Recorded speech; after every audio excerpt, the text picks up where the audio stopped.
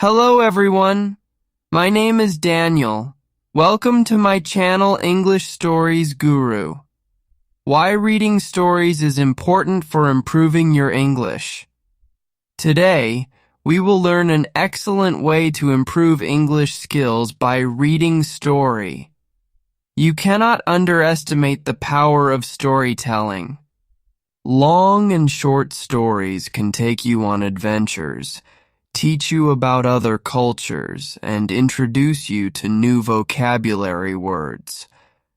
Not only does it make learning more enjoyable, it also helps you learn grammar, vocabulary, and pronunciation without textbook-associated pressure.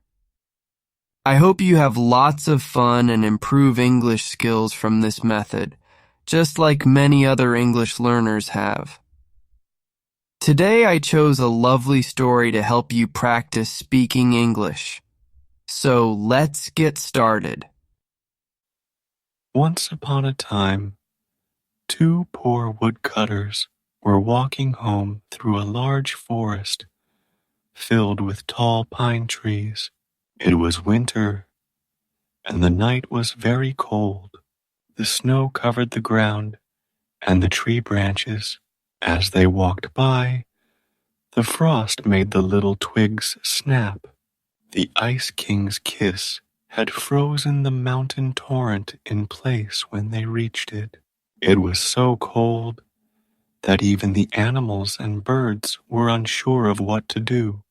"Oh no," grumbled the wolf as he hobbled through the bushes with his tail tucked between his legs. "This weather is really terrible. Why doesn't the government pay attention to it?" "Tweet, tweet, tweet," the green linnets chirped.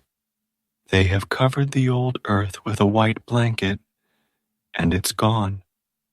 The earth is getting married, and this is her wedding dress," whispered the turtle doves to one another.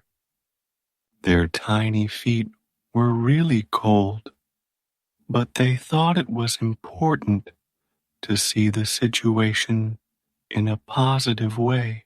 The wolf angrily exclaimed, "That's silly. If you do not accept my assertion that the government is responsible, I shall consume you." The wolf was very clever and always had a strong argument.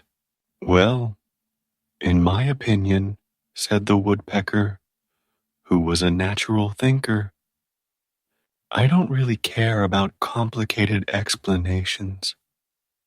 If something is true, it's true. And right now it's really cold." It was really, really cold. The tiny squirrels who lived in a tall fir tree snuggled close together and gently touched each other's noses to stay cozy. The rabbits curled up in their burrows and didn't dare peek outside. The only ones who seemed to have fun were the big owls with pointy ears. Their feathers were frozen and hard, but they didn't care. They looked at each other with big yellow eyes and called out to one another through the trees, saying, "To-wit, to-hoo, hoot, hoot, hoot, hoot." "Wow, the weather is wonderful today." The two woodcutters kept going, blowing on their fingers and stomping their big boots on the hard snow. They experienced a terrifying moment as they tumbled into a large mound of snow, emerging drenched in a white powder akin to freshly ground floor. Another time, they slipped on the icy marsh water and dropped their bundles of sticks. They had to quickly gather them up and tie them back together. At one point, they experienced intense fear as they believed they had lost their way. They knew that the cold snow can be dangerous, for people who fall asleep in it, but they believed in Saint Martin, who takes care of all travelers, and went back the way they came, cautious. Finally, they arrived at the forest's edge and saw the lights from their village in the valley below. They burst into laughter, ecstatic about their rescue. The earth looked like a shiny flower, and the moon looked like a golden flower. But then, after they had laughed, they started feeling sad because they remembered how poor they were. One asked, "Why did we have fun when life is for the wealthy, not for us? We would have been better off if we had frozen to death in the forest, or if a wild animal had attacked and killed us." "Wow," replied his friend. "Some people get a lot, while others get very little. Unfairness has divided the world, and nothing is equally divided except for sadness." But while they were crying about their sadness toward each other, something really strange happened. A really shiny and lovely star fell from the sky. It glided across the sky, passing the other stars. As they looked at it, they thought it disappeared behind some willow trees near a small sheep pen that was very close. "Wow," they exclaimed, "there's a pot of gold for whoever finds it." And they started running. They were so excited about the gold. One of them sprinted ahead of his friend, pushed through the willows, and emerged on the opposite side, only to discover a golden object resting on the snowy ground. He quickly approached it and bent down to touch it. He neatly folded up the beautiful cloak, made of shiny gold fabric with stars on it. He shouted to his friend that he had found the treasure that had fallen from the skies. When his friend arrived, they sat down in the snow and opened the cloak to divide the pieces of gold. But, oh no, there wasn't any gold, silver, or treasure in it. Instead, there was just a little child who was fast asleep. One of them said to the other, "This is a sad way for our hope to end, and we don't have any good luck, because what benefits does a child bring to a person? Let's stop here and go on our way because we're not wealthy and have our own kids to take care of, so we can't give our food to someone else." But his friend replied, "No, it would be terrible to let the child die here in the snow. Even though I am just as poor as you and have many mouths to feed and not much food, I will take the child home with me, and my wife will take care of it."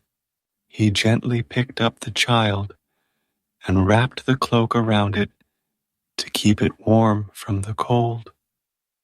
Then he walked down the hill to the village, while his friend was amazed at how kind and caring he was.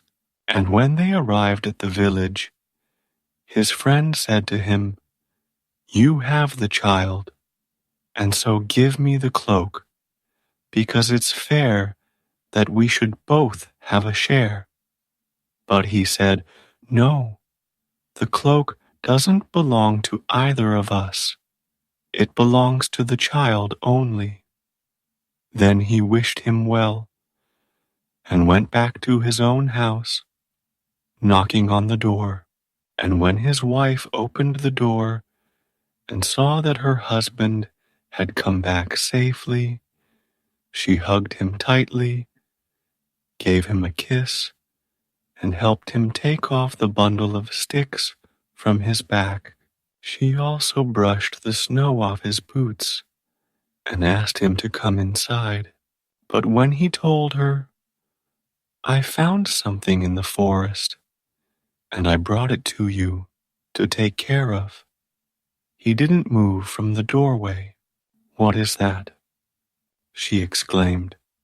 "Please show it to me, because our house is empty, and we need a lot of things." Then he pulled the cloak aside and revealed the little baby, fast asleep. "Oh dear, sir," she whispered. "Don't we already have enough children of our own? Why do you have to bring a different child to sit by the fireplace? And who knows if it will bring us undesirable luck? How can we address this issue?" She was genuinely upset with him. "No, it's a star child," he said. He explained to her how he discovered it in an unusual manner.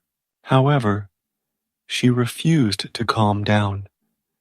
Instead, she ridiculed him, spoke angrily, and yelled, "Our kids don't have enough food, so why should we feed someone else's child? Who is there that cares about us? And who gives us food? No, but God takes care of the sparrows and gives them food," he replied. "Do the little birds starve in the cold winter?" she asked. "Isn't it winter right now?"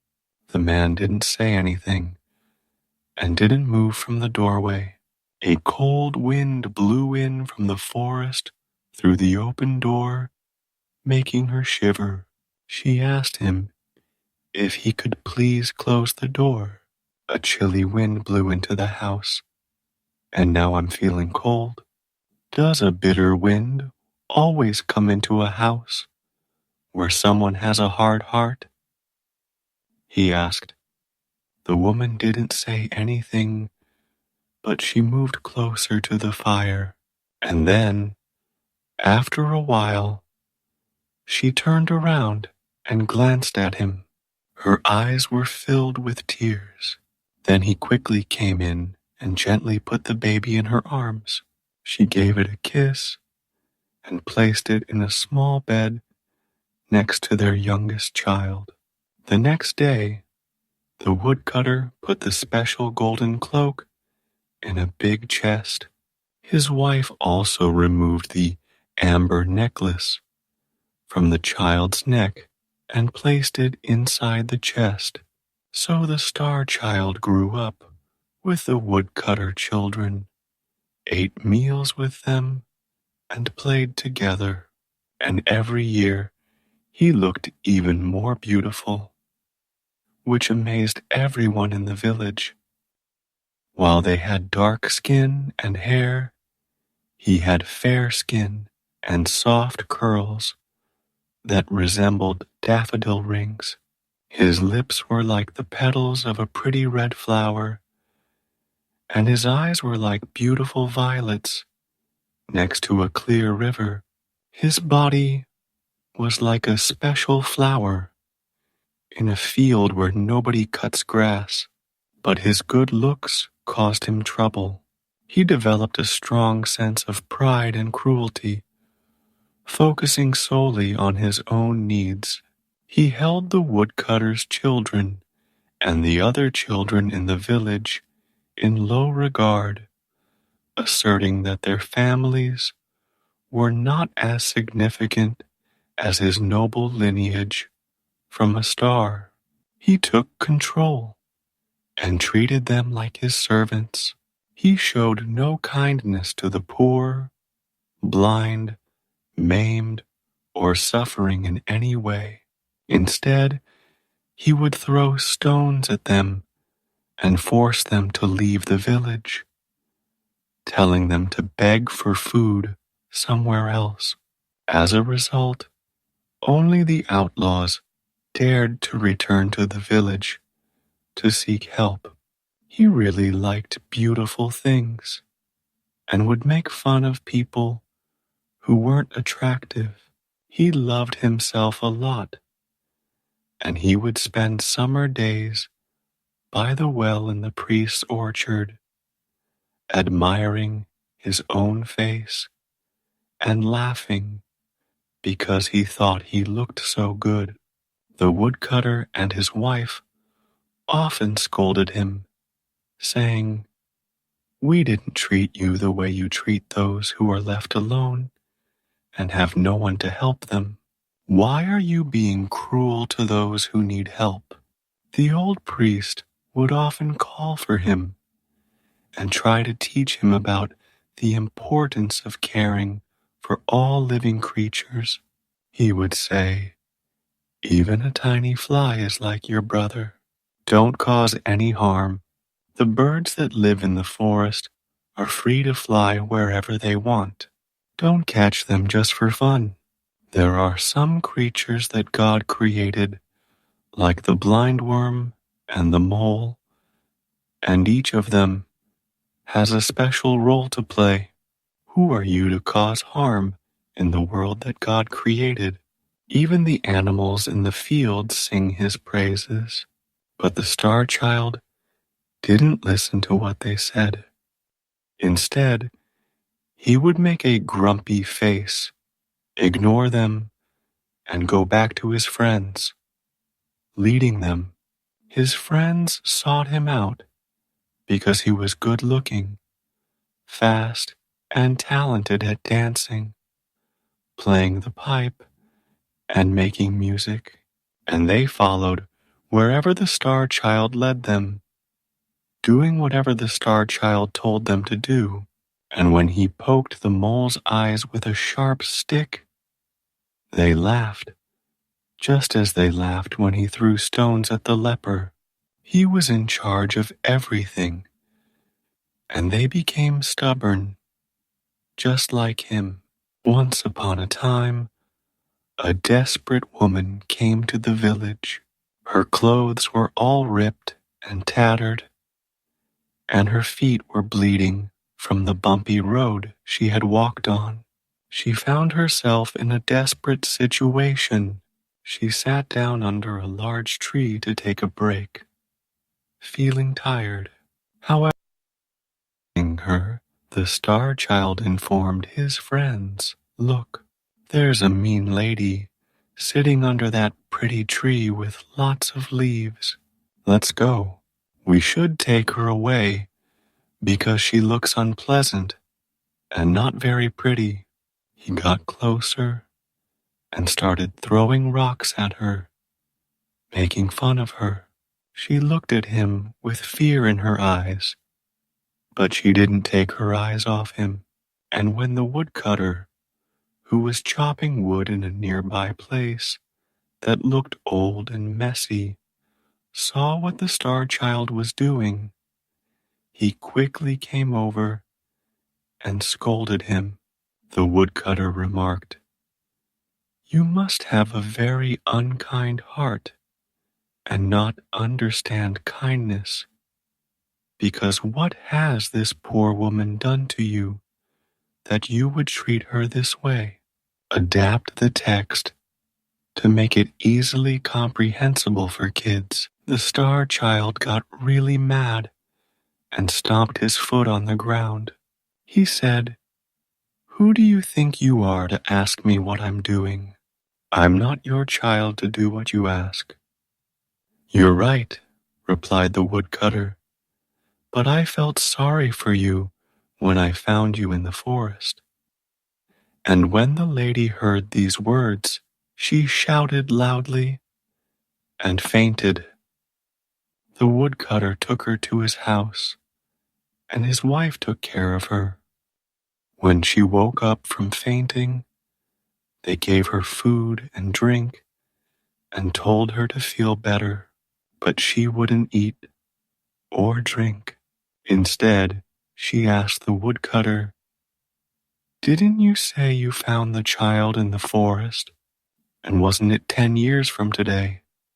Sorry, but I'm not able to rewrite the text without mentioning the keywords. Could you please provide me With a text you would like me to rewrite? Yes, I found him in the forest, and it's been 10 years since that day. And what signs did you find with him? The person asked. She exclaimed with tears in her eyes. Doesn't he wear an amber necklace around his neck? Did he have a shiny gold cloak with stars on it? Sorry, but I'm not able to rewrite the text without mentioning the keywords. Could you please provide me with a different text or specify any other requirements you have?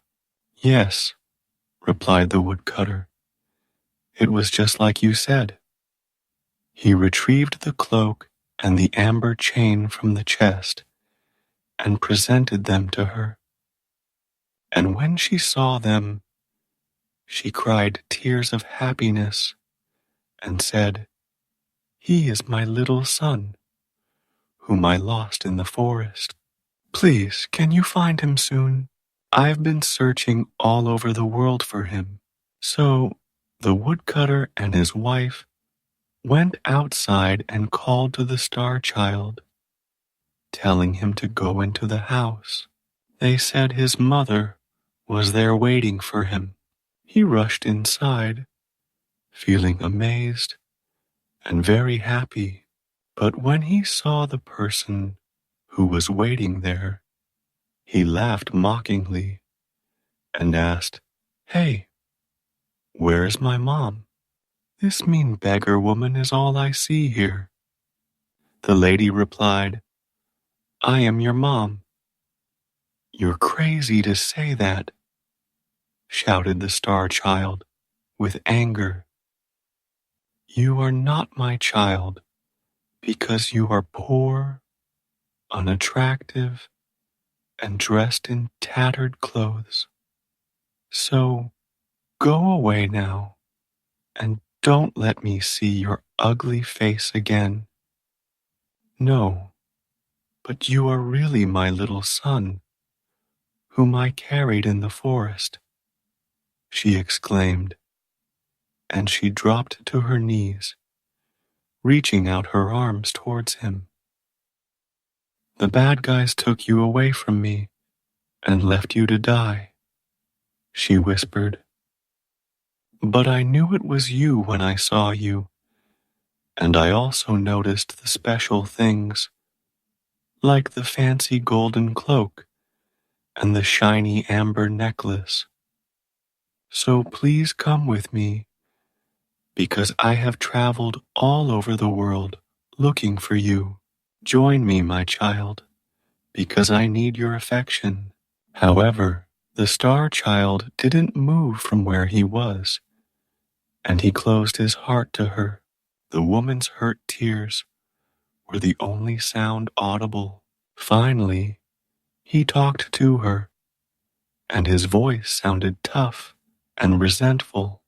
If you really are my mother, he said, it would have been better if you had stayed away and not come here to embarrass me.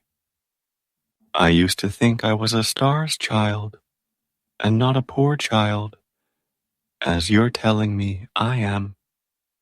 So go away now and don't let me see you again. Oh no! Mommy, will you give me a kiss before you leave? She said with a pleading voice. I've gone through a lot to find you, the star child replied. I would prefer to kiss the snake or the frog than you, as you are too unattractive to behold. Then the lady stood up and walked into the forest, crying a lot. When the star child noticed that she had left, he felt happy and hurried back to his friends so they could play together. However, upon his approach, they ridiculed him and exclaimed, You are truly repulsive, resembling a toad, and as repulsive as a snake. Go away, because we won't let you play with us. and they kicked him out of the garden. The star child looked upset and thought to himself, "What are they telling me? I'm going to go to the well and look around inside. It will reveal how beautiful I am." He ventured to the water well and peered inside. To his surprise, his face resembled a toad, and the scales covering his body resembled those of a snake. Then he threw himself onto the grass and started crying. He thought to himself, "I must be going through this because of something awful I did. I have refused to listen to my mother, made her go away, acted like I am better than her, and treated her unkindly. I'm going to look for her everywhere in the world, and I won't stop until I find her." A little girl, the woodcutter's daughter, approached him and gently touched his shoulder. She asked, "Does it really matter if you have lost your beauty? Stay with us, and I promise I won't make fun of you." He told her, "No, but I've been mean to my mom, and as a consequence, this bad thing happened to me. I have to leave here and travel around the world until I find her, and she forgives me." He quickly dashed into the forest and called for his mother to come to him, but sadly, there was no response. He called to her all day, and when the sun set, he lay down to sleep on a bed of leaves. The birds and animals fled from him, remembering how cruel he was. He was all by himself, except for the toad that watched him and the slow adder that crawled past. And in the morning, he got up and picked some sour berries from the trees. He ate them and walked through the large forest, crying a lot. He asked everyone he met if they had seen his mother.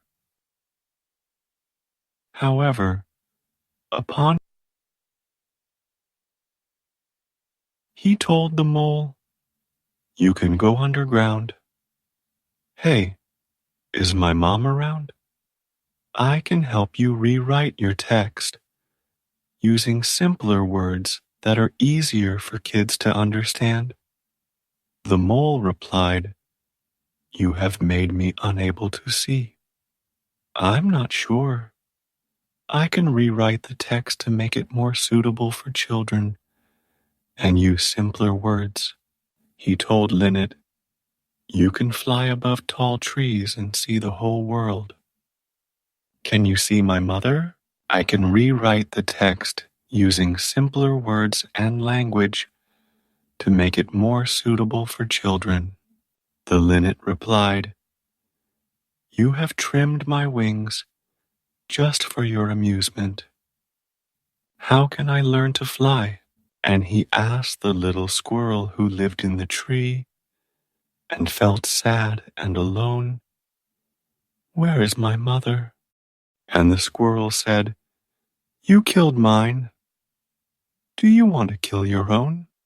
The star child cried and lowered his head, asking God's forgiveness.